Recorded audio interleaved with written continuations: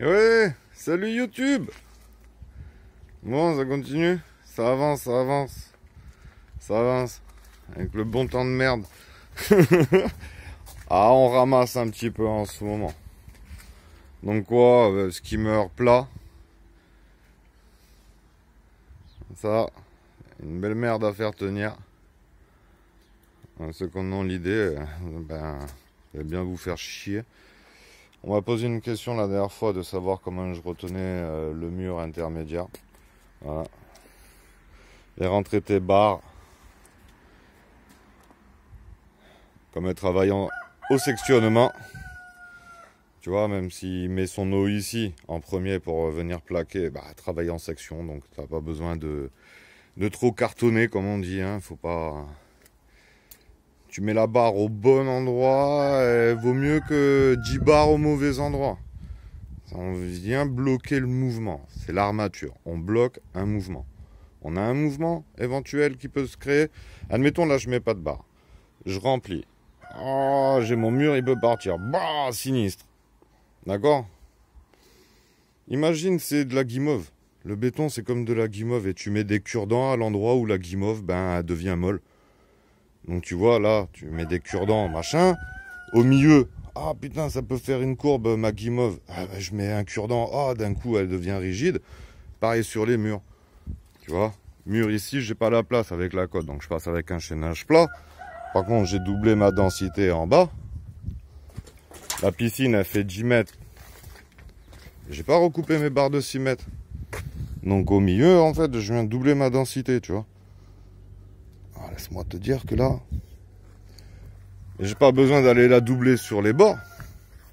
Tu vois, enfin là, elle est doublée, mais elle est pas quadruplée. Comme là, les retours, même si tu les mets en barre de 8, c'est pas grave, t'as que 4 mètres.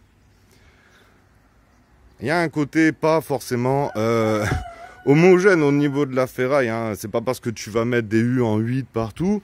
Au milieu, tu peux en rajouter pour calmer les flexions. Tu peux rajouter de la ferraille que au milieu, que à la zone de torsion. Ah, j'ai ma piscine, elle va partir comme ça. Je rajoute des barres. Elle va pas aller partir dans l'angle là-bas. Comprends bien que si l'angle il est bien liaisonné et tout ça, il n'y a pas de stress.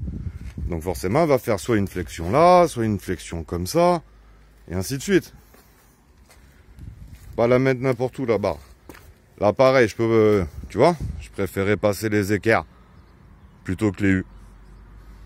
Voilà, équerre en 10, tu vois. Là, là, là.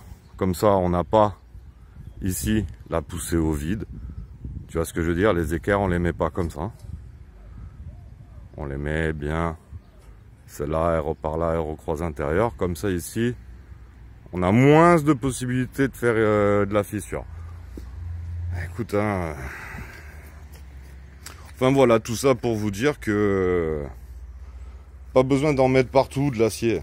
Il faut juste le mettre au bon endroit.